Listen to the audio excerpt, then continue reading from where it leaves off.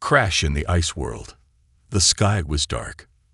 The wind screamed like a monster.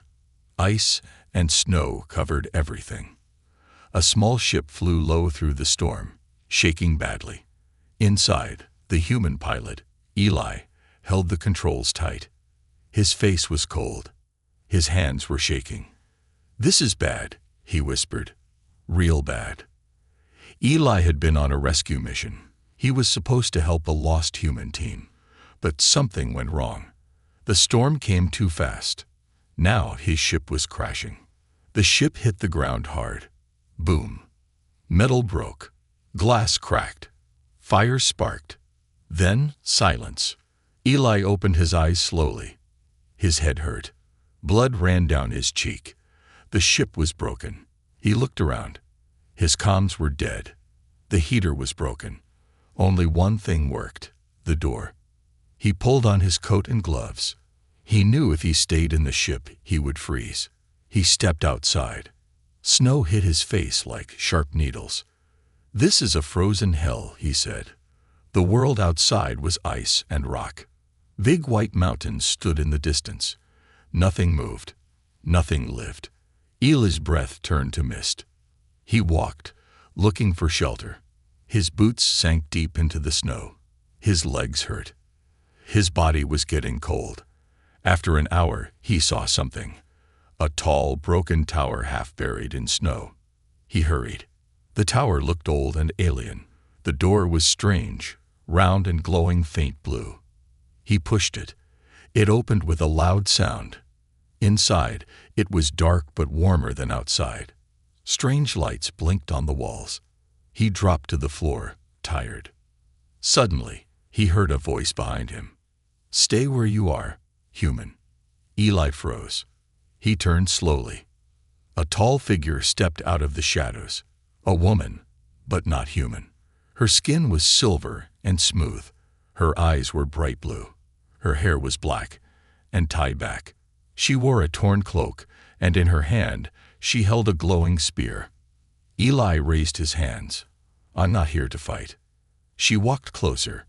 "You are not supposed to be here. This is exile land." "I crashed," Eli said. "I'm just trying to survive." The woman looked at him for a long time. Her face was cold. Then she turned away. "You'll die out here," she said. "Thanks," Eli replied. "I almost did already." "I didn't say that to help you. I said it to remind you." Eli sat down by the wall. His fingers were numb, his face pale. He tried to stay awake. The woman looked at him again. She saw him shaking. She sighed, then said something that shocked him. "Shut up, human. We're freezing. Get in my bed now." Eli blinked. "Wait. What?" She didn't smile.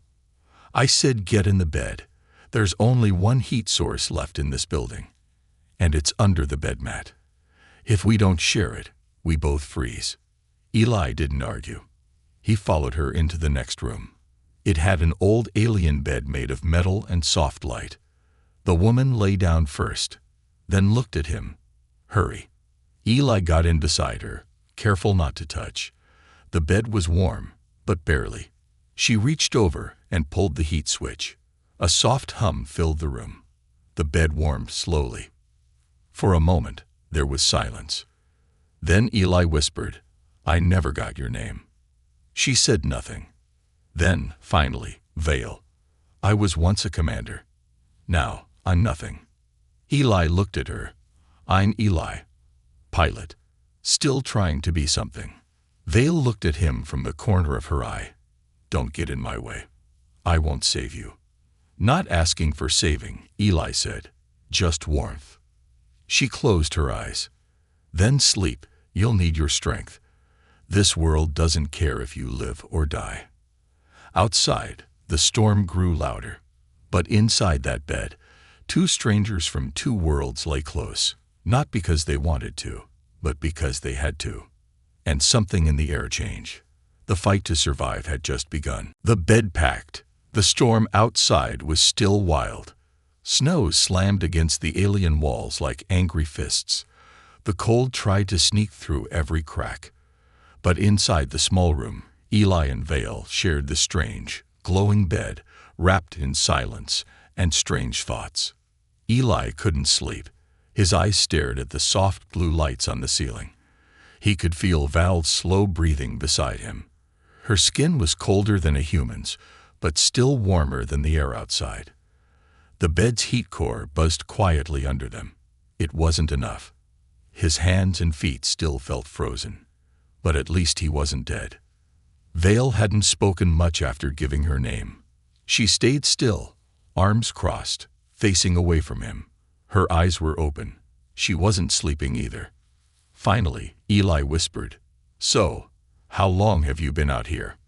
Vale didn't answer at first. Then her voice came, quiet but sharp. "Too long to count. Long enough to forget what warmth feels like. Long enough to stop waiting for rescue." "That's rough," Eli said. She turned her head slightly toward him. "Is that how humans respond to pain?" "Just say that's rough and move on." Eli sighed. "I don't know what else to say. I wasn't trained for this." "You weren't trained for survival?" she asked. "I wasn't trained for alien beds and freezing death with a stranger who wants to stab me." There was a small, cold smile on Val's lips. "I didn't stab you. Yet." "Thanks for the comfort," Eli replied. They both fell silent again. Then, without warning, a sharp screech echoed through the hallway. "Scraatc." Eli sat up. What was that? Val's eyes were already glowing with alertness. "They found us." "Who?" Eli asked, grabbing his small emergency blade. "Hunters. Beasts of the frost. Not smart, but deadly. They smell heat and fear." Eli's heart started beating faster. He looked toward the door. Then came another sound. "T-U-M-P. T-U-M-P. T-U-M-P." Something big was moving outside the room. Snow and ice shook off the ceiling above them. "They're breaking in," Vale said, standing slowly. Her spear began to glow with red energy. "Stay behind me." "But I can fight," Eli started. "Stay behind me." The door creaked. A shadow moved in the hallway. Eli saw claws, tall legs, and glowing yellow eyes. Then, with a loud snap, the door burst open. The creature was tall, like a walking skeleton covered in ice and broken armor. Its mouth opened wide, and it roared so loud the walls shook. Eli took a step back, but Vale didn't. She charged. With a warrior's scream, she jumped and slammed her glowing spear into the creature's chest. Sparks flew. The beast howled.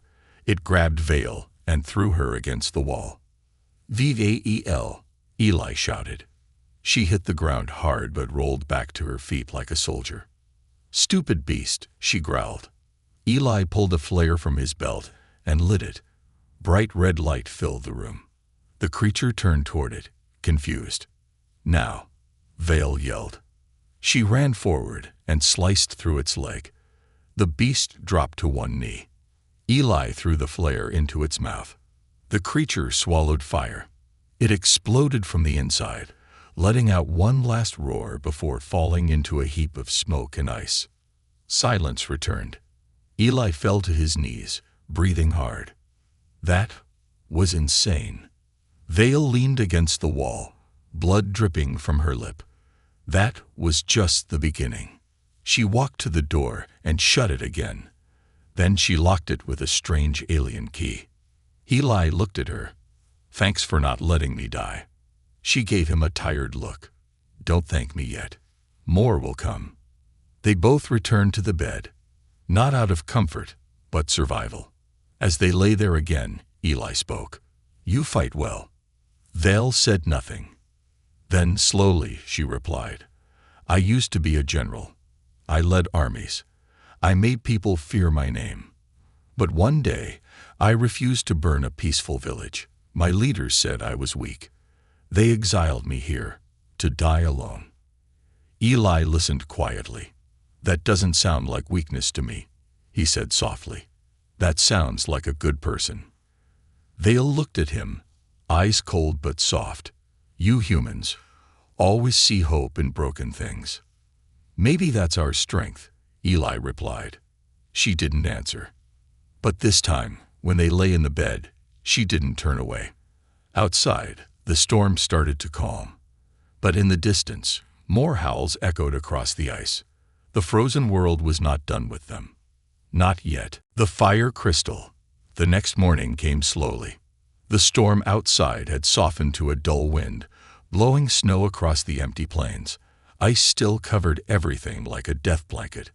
But for now, the world was quiet. Inside the alien structure, Eli opened his eyes. He was still alive. He turned to see Vale sitting at the edge of the bed, staring out through a small, cracked window. Her silver skin was touched with bruises. Her eyes were lost in the horizon. Eli sat up. Couldn't sleep. She didn't look at him. Sleep is for the safe. We're not safe. He stretched, his body sore from the fight the night before. The image of the frost beast still haunted him. The glowing eyes, the sharp claws, the final explosion of the flare inside its throat. Thanks for saving my life, Eli said quietly. Vale turned, finally facing him. I didn't do it for you. I need someone with warm blood. Eli chuckled. I'll take that as alien kindness. She stood. We need supplies. The heat cell under the bed won't last another night. The power core is fading. Where can we get more? He asked. She hesitated. There's something, but it's dangerous. Eli stood up. Dangerous is all I know now. She looked at him again, a little longer this time, then nodded. Follow me. They moved through the deep snow, with the freezing wind cutting across their faces. Vale led the way, her spear strapped to her back, her long cloak flapping like wings behind her. After a long walk, they reached a frozen cliff that dropped down into a narrow valley. At the bottom, steam rose gently from cracks in the ground. There, she said, pointing. The fire crystal grows below. Only place on this side of the planet. Eli stared down. What's the catch? It's guarded, she said. The beasts feed off the crystal's heat, and the land is unstable. One wrong step, and the ice collapses. Eli took a deep breath. Great. Ice, monsters, and fire. Classic combo. They climbed down carefully. The cold got worse the lower they went. It felt like the wind itself was angry at their presence. Soon they reached the valley floor. Beneath their boots, the ice was cracked and glowing red in places. Strange, steam-like mist drifted up from the ground. It was warmer here, but it was the kind of warmth that felt like it wanted something in return. And then, they saw it. In the center of the valley, under a sharp ice arch, a fire crystal grew out of a black stone. It was beautiful. It glowed a deep red-orange, pulsing like a heartbeat. The light from it warmed the entire space around it. Eli stepped closer, amazed. It's alive, he whispered. Vale nodded. And powerful. One crystal like this can power a ship, or keep two people alive for weeks. He reached out slowly. Wait, Vale said sharply. Eli stopped. What is it? Then they heard it. A growl, deep and low, like thunder in a cave. From behind the glowing stone, a creature crawled into view. It was unlike the beast from before. This one was slower, larger, covered in thick, icy armor, and its back burned with veins of red light. Its eyes opened, yellow and hateful. It guards the fire crystal, Vale said. If we want it, we fight. Eli pulled out the only weapon he had left, a sharp metal rod. Let's make it quick. No, Vale said. You'll distract it. I'll go for the crystal. He blinked. What? You run. Make it chase you. I'll grab the fire crystal and meet you at the ridge. That thing will tear me apart. You're fast. You're warm. It'll follow your heat. Just stay alive. Eli stared at her. You better come back. She gave a small nod. I always do. The plan began. Eli picked up a rock and threw it near the beast. "Hey, ugly. Over here." The creature's head snapped toward him. It roared and then charged.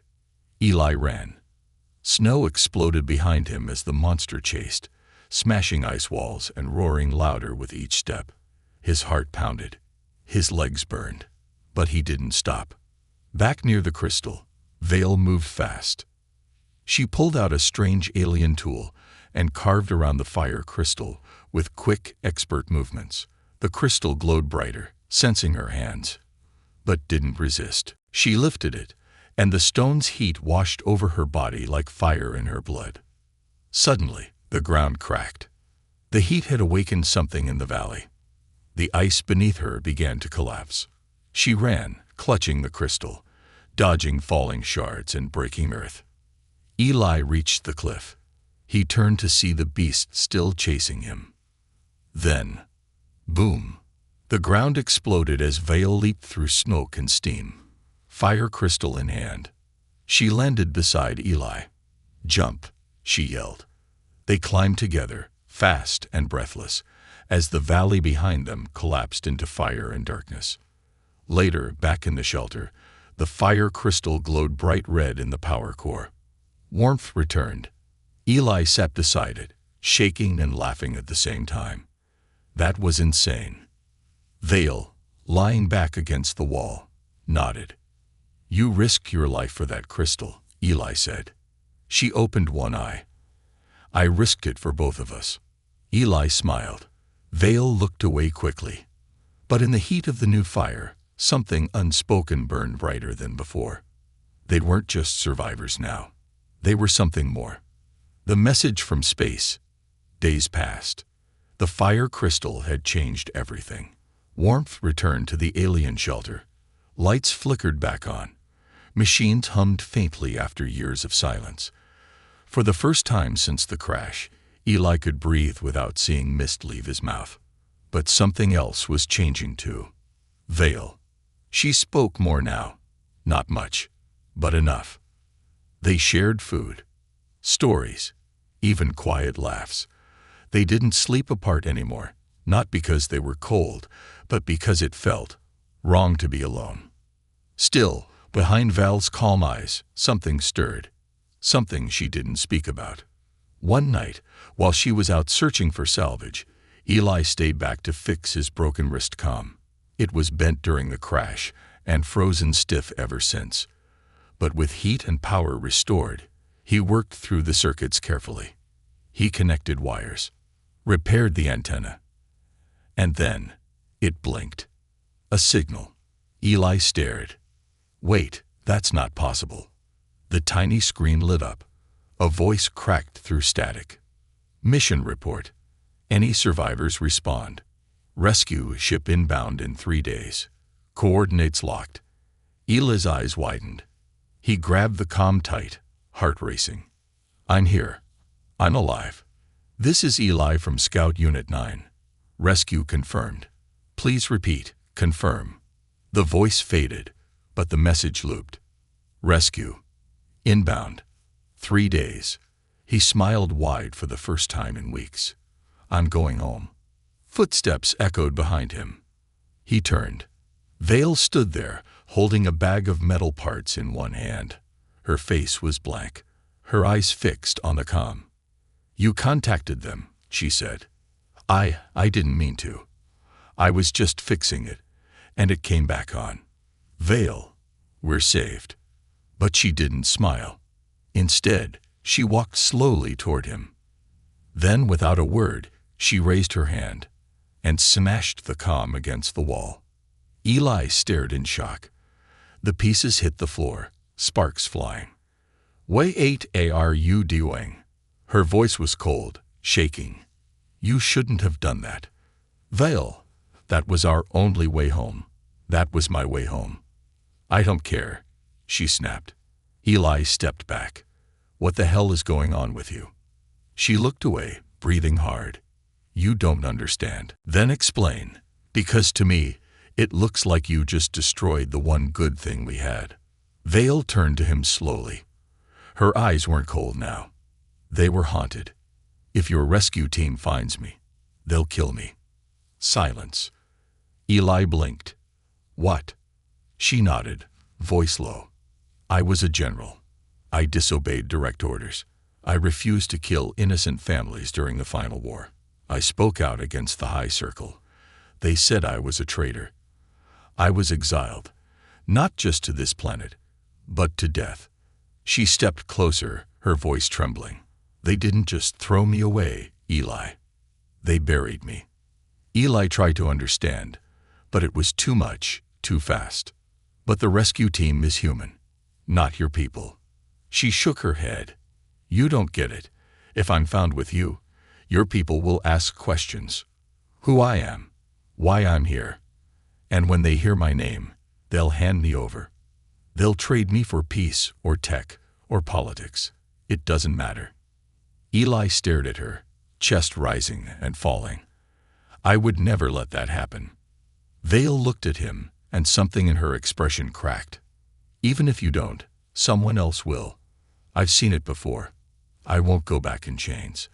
She walked past him and sat on the floor, staring at the fire crystal. Eli sat across from her, his voice softer now. Why didn't you tell me? She didn't answer at first. Then, quietly, because I didn't want you to fear me. I didn't want you to look at me like a criminal. He shook his head. I don't. I never did. Vale looked up. Then why do you look so lost? Because, Eli whispered, I thought I was going home. And now I realize, home isn't where I left. It's where I am. The fire glowed brighter between them. Its heat touched their faces. Vale stood slowly. I need time. I need space. Eli nodded, still numb. I'll go for a walk, he said. Clear my head. She didn't stop him. Eli stepped out into the snow. The air was sharp again, colder. The storm was beginning to build once more. He walked for a long time, through the quiet ice. His boots crunched softly, his breath coming slow. Then, from the corner of his eye, he saw movement. He turned. Nothing. Just rocks. But something felt wrong. He turned to head back, then stopped. There were footprints in the snow beside his own. Fresh ones. And they weren't his. He looked around, suddenly alert. Then he saw it. A figure, watching him from a ridge above. Not beast. Not frost. A person. In armor. And it wasn't Vale. Eli's blood ran cold. He wasn't alone out here. And maybe someone else heard the message too. Alone in the ice storm. The sky darkened fast. Clouds rolled in like giant shadows, swallowing the light. The wind picked up. It howled across the frozen rocks like a warning from the planet itself. Eli stood still on the icy ridge. He didn't move. He didn't blink. His eyes were locked on the figure in the distance. A person, wearing armor. Tall, motionless. Not human. Not Vale. Someone, or something, else. He opened his mouth to speak. Hey. But the figure turned and vanished behind the rocks like smoke. Eli's breath caught. He ran forward, boots slipping in the snow. He reached the ridge, climbed over it fast, and looked around. Nothing. No footprints. No sound. No heat. It was like the figure had never been there. But Eli knew what he saw. Someone else is here, he whispered. He turned to head back to the shelter. The wind had grown stronger now, pushing against him like invisible hands. And then, the storm hit. The sky exploded in white. Snow blew in every direction. Thick, angry, blinding. Eli's vision dropped to nothing. He could barely see his own hands. The cold slammed into him, worse than before. He wrapped his arms around his chest, pulled his hood tighter, and kept walking. But the direction was all wrong. He didn't know where he was anymore. Vale. He shouted into the wind. Vael. No answer. Just wind and snow. He tripped on a rock, fell hard. His hands hit ice. The pain shot up his arms. He got up again, slowly. He was lost, completely alone. Meanwhile, back in the shelter, Vale stood at the edge of the room, watching the door. She'd heard the commotion. She knew Eli was gone longer than he should have been. She picked up her spear. Her heart beat faster than usual. She didn't want to admit it, but she was worried.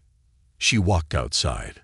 The storm hit her instantly, but her body was built for it better than Eli's. Her skin adjusted to the wind, her vision sharper. She moved like a ghost through the snow, calling his name again and again. No answer. Then something caught her eye. A footprint.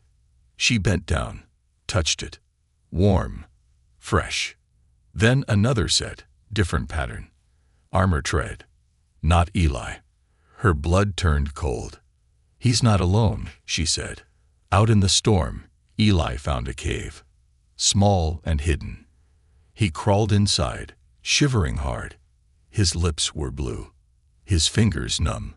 He curled up into a ball, trying to warm himself with what little heat his body had left. His breath came in short gasps, his eyes heavy. He thought of fire, of the glowing red crystal, of Vale. He remembered her voice. "Sleep is for the safe. We're not safe." But now, he was too tired to fight. Everything started going dark. Then, he heard it. A soft thump. Boots, getting closer. He looked up weakly. A figure entered the cave. Eli's heart jumped. Not Vale. This one wore a full mask. The armor was black, sleek, with red stripes. It looked like it came from a war that never ended. The masked figure stepped forward. Eli tried to sit up. Who are you?" The figure crouched and stared, then spoke in a low, deep voice. Robotic, cold. "You're the human." Eli swallowed hard. "Yeah, and you are." The figure didn't answer. Instead, it reached for something behind its back. Eli flinched, but the figure didn't pull a weapon. It pulled out a scanner. A small glowing tool. It beeped as it waved it over Eli. The light turned green. The masked figure spoke again. "You've been with her." Eli blinked. "Her?" The figure stood up. "The traitor. The exiled one. Vale." Eli's blood froze. "How do you know her?" The figure paused, then removed the mask. Underneath was an alien face, similar to Vale, but older, harsher, eyes full of rage. "I was her second in command." He leaned in close. "She betrayed us. She left her people. She refused orders. And now, you protect her." Eli didn't answer. The soldier stood tall again. "She will face justice, and if you stand in our way, you'll freeze beside her." And just like that, the figure turned and vanished into the storm, leaving Eli breathless and shaking. Moments later, Vale found the cave. She rushed inside, spear raised, only to find Eli curled up, barely conscious. "Eli." She dropped beside him, holding his face. "Wake up. Wake up." He opened his eyes slowly. "Someone found me," he whispered. "Said they knew you." Her face went pale. "Who?" "Your second. From the war. He's here. He wants you dead." Vale stood quickly. "They must have tracked the fire crystal signal.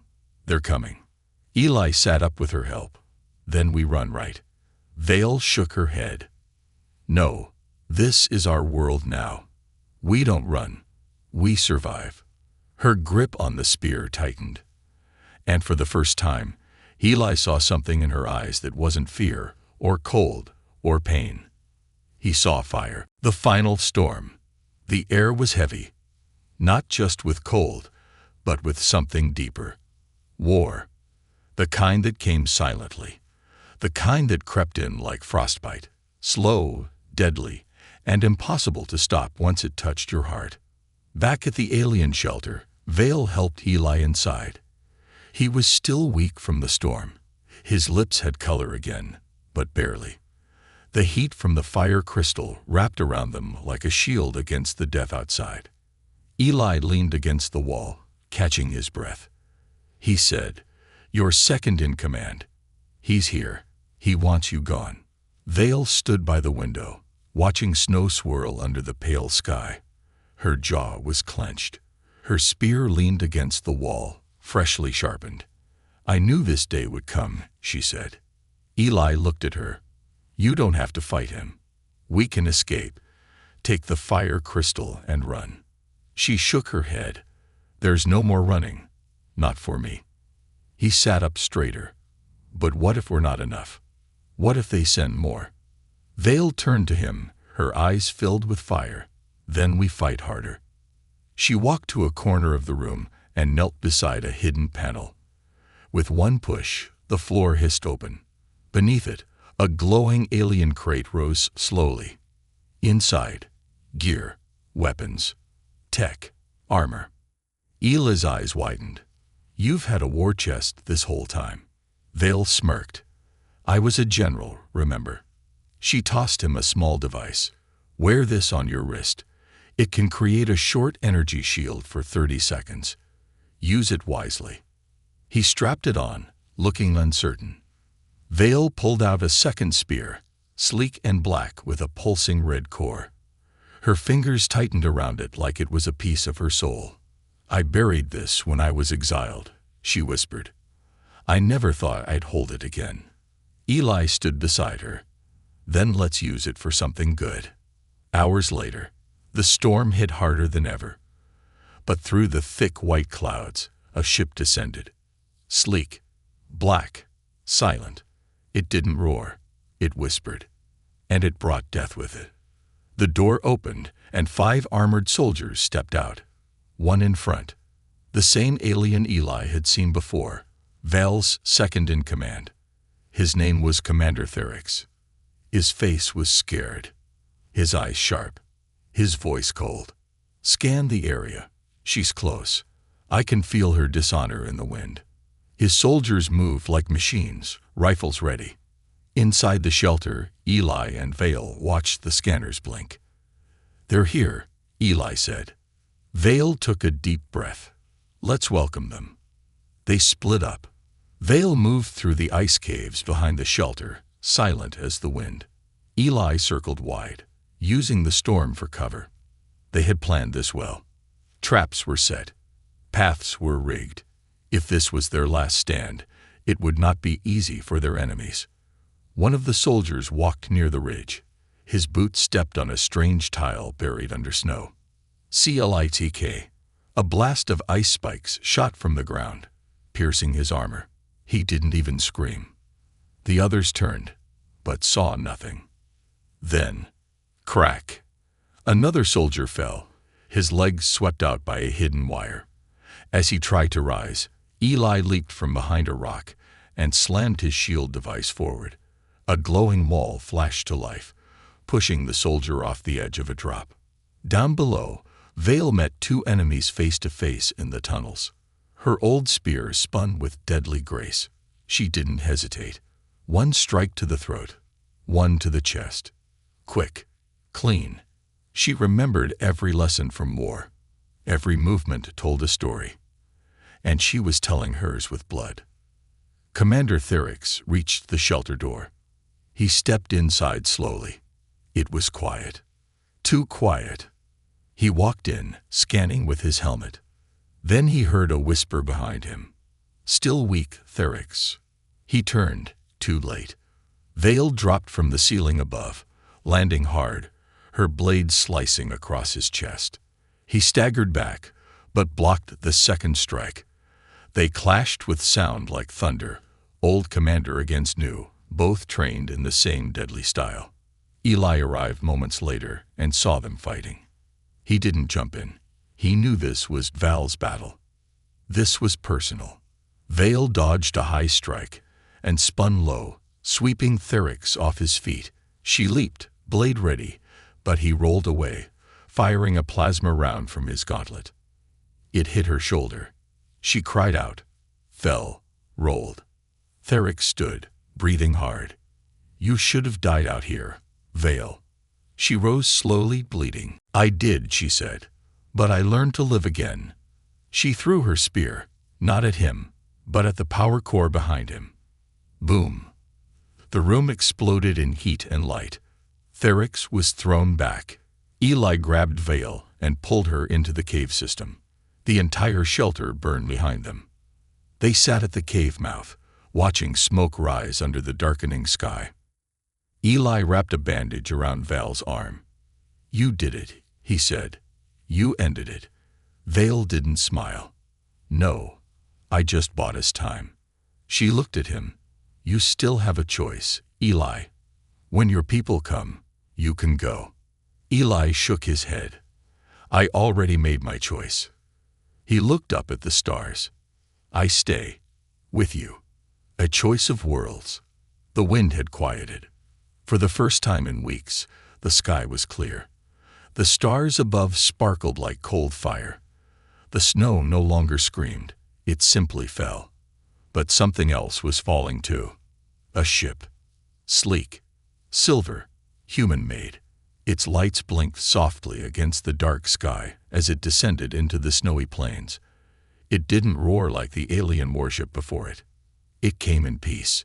Inside the cave, Eli and Vale stood side by side, watching the descent in silence. It's them, Eli said quietly. My people. Finally. Vale didn't answer. She stood still, her eyes on the ship, her body tense. Eli turned to her. You don't have to be afraid. I'm not afraid, she replied. I'm preparing. For what? For goodbye. Eli stepped closer. Vale.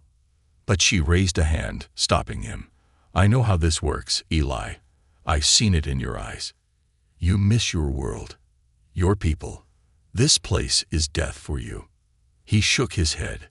This place became something else. Because you're here. She smiled. Just a little. You're kind. But kindness doesn't change the stars. The ship landed with a soft thump. The snow swirled around its legs. The hatch opened. 3 humans stepped out, dressed in rescue uniforms. One of them, a tall woman with a bright blue visor, called out, Eli Marshall, we received your emergency signal. Eli stepped forward. That's me. They ran over, checked his vitals, scanned his suit. You're lucky to be alive, the woman said. No signal for 3 weeks, then a sudden burst. We traced it to this valley. She looked past him, saw Vale standing in the shadows. Her hand moved slowly toward her sidearm. Eli stepped between them. She's with me. The woman raised an eyebrow. Alien. She saved my life. Over and over. We survived together. The rescue captain looked at Vale. What's her name? Vale, Eli replied. The captain nodded slowly. We'll need to debrief her. Your world's governments will ask questions. Eli stiffened. She's not going back in chains. Vale stepped forward. I won't be anyone's prisoner. The two locked eyes. Tension crackled like cold electricity. Then, after a long pause, the captain lowered her hand. Fine, but she stays aboard under protected status. No weapons, no threats. I'll fight for her, but I need your word. You have it, Eli said firmly. The captain looked at Vale. And you. Vale hesitated. The ship glowed behind the humans. A door to another world. A world with warmth, safety, sunlight, something she hadn't seen in years. But also humans, rules, eyes, judgment. Eli looked at her. It's your choice now. She stared at the snow, then the sky, then at him, and said something that made the rescue team blink. Then I choose you. On the ship, the engines purred as the vessel lifted into the air. Snow blew off the ground like feathers. Eli sat beside Vale, both strapped into their seats. Across from them, the rescue team worked at their controls, whispering and glancing their way. Not out of fear, but out of curiosity. Eli leaned toward Vale. Still think we're weak? Vale gave him a sideways look. Still think we're heartless." They both smiled, just a little. The stars opened above them as the ship rose through the clouds. Eli took one last look down at the frozen world, the planet where he nearly died, where he nearly gave up, but also the planet where he found something else, something no training or mission could prepare him for, a bond stronger than survival, a connection deeper than words. Weeks later, back on Earth, news spread of a rescued pilot and an alien exile. Some called it impossible, some called it dangerous, but most called it hope. Eli and Vale didn't care what the headlines said. They sat on a balcony overlooking the ocean, watching the waves move under a golden sky. No snow, no storms, just peace. Vale took a deep breath. "I don't belong here." Eli nodded. "Neither did I, until you came." She looked at him, surprised. "You're not afraid of what's next." "I'm only afraid of what's behind us," he said. "And we've already survived that." She smiled fully for the first time. "I told you to shut up and get in my bed," she said. Eli laughed. "Best order I ever followed." They clinked glasses, hers filled with earth juice she didn't understand, his with something warm and familiar. And they watched the sun set. Together. Not just survivors. Not just a human and an alien. But something new. Something the universe didn't expect, but needed. The end.